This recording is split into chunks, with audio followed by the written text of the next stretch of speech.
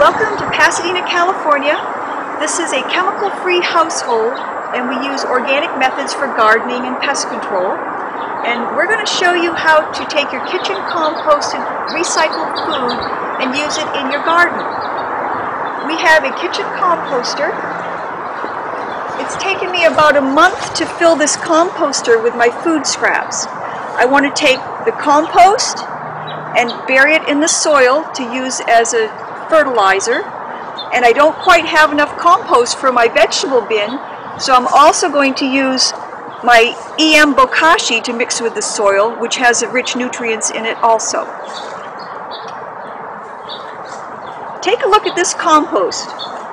Now, it's not like your typical compost, it's fermented. It has my food scraps, and as you can see, there's a little fermentation smell.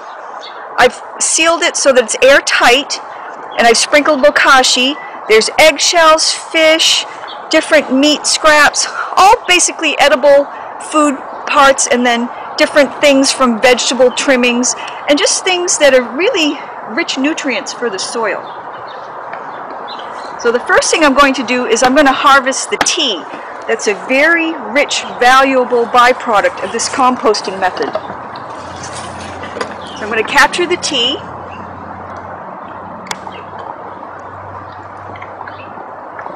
It takes a couple of weeks for it to generate the tea, and even before I filled it up, I was harvesting the tea.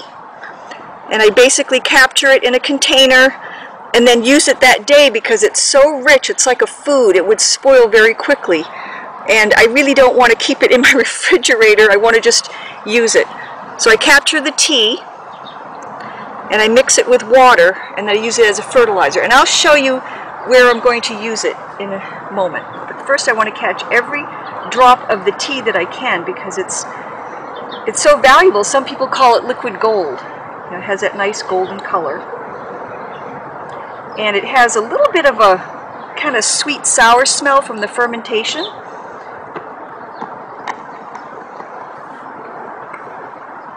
It's not really unpleasant, but just the idea of smelling the tea makes me a little leery. I always have to check it, but I'm amazed that it does not have a strong odor and it's not unpleasant. So we're going to save the tea to the side for now. And we're going to go ahead and bury the compost. I'm digging up a hole so I can bury the compost. And this is a very clay composition of soil, and I've been working with this soil for a while. I've put leaves from my compost pile. I've got traditional compost. As you can see, I have the black bin, and that's where I put different leaves and trimmings from the yard. And in order to accelerate the traditional compost, I make compost lasagna. In the winter, when I didn't want to come out and bury the buckets, I would just simply take my fermented compost from my kitchen composter and I would throw it in my compost bin. And I'd create what I call compost lasagna. And you simply put it in, and then I take leaves and trimmings and put it on top, and it just layers and layers. And as you can see, that's just a simple backyard composter. I never turn it, I never aerate, I never put water in. I just don't want to deal with all that composting stuff. So I make compost lasagna. I make compost lasagna. I've dug down, as you can see, not too far. This is 6 or 8 inches, and that's a full bucket, and that will fit in there. But I think I'm going to try to stretch it out and dig it just a little bit more. And I had buried a bucket this winter, and as you can see, you can't really tell. You see a little bit of dark richness in the soil. You see worms. But you can't really tell that was compost, and this was very clay-like soil. It really was not suitable for plants. It had so much clay in it. So I am actually changing the texture of the soil by adding the compost. And now I'm ready to dump the bucket in. Now that I've drained the tea,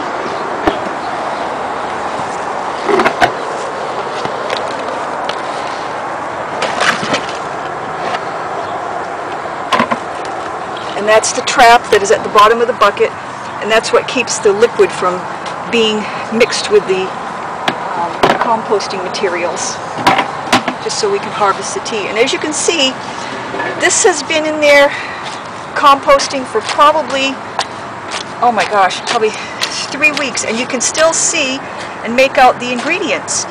Now, I don't chop, I don't cut anything, I leave everything whole. I know that if I put enough bokashi in, that it's going to ferment it anyways. I've got avocado pits in there, I've got orange peelings, I even had whole fruit that I put in that kind of went, you know, unused, but I knew that I could capture it for the garden, so I thought, what the heck, I'm going to put it in the kitchen composter. And now I'm just going to put a layer of soil back over it. I'm going to heap it up a little bit.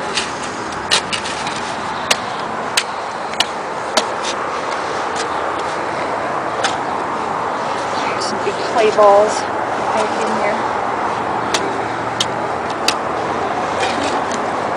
So this is getting buried in preparation for planting. And since I don't have quite enough compost to enrich the soil, I'm going to use some of my Bokashi, and that method is similar, where I just simply lift a little bit of the soil. I put a little bit of bokashi in. It's the same bokashi that I use to ferment the food scraps, but I really want to change the texture of the soil and enrich it so that when I plant next week, everything will be ready to go. Now, that compost organic matter will not be completely broken down, but I'm a little bit impatient, and because it's springtime, I want to get going and take advantage of this recent rain that we've had.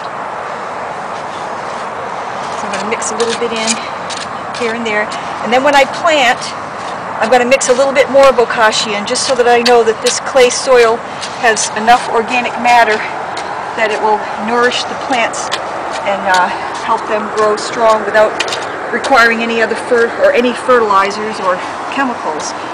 Because the plants are so strong, they won't need insecticides or other pest control, because the plants can defend themselves if they have the nutrients.